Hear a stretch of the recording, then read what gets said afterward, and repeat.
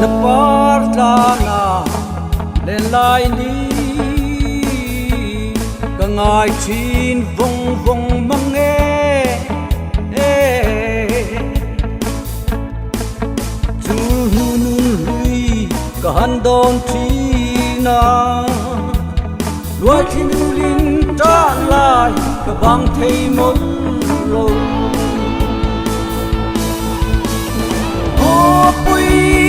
pui mang nghe sa mang min chen hi khi nga mang ai tu hi tông tông si lo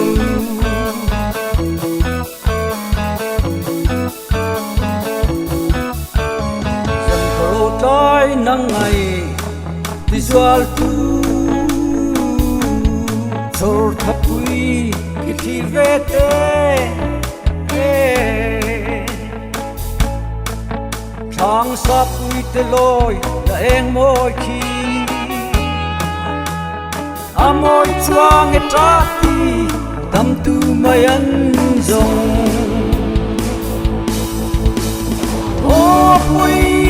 pui mang nghe sa mang mình trên hi khi nga mang ai tu hi tông tông si lo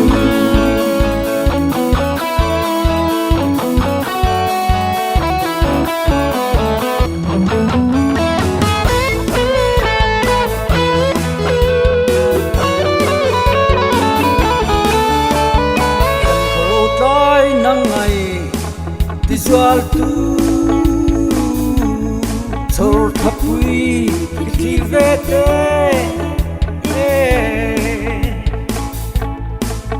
chu nun lui cả han don chi na loài chim linh trả lại cả băng thấy một lâu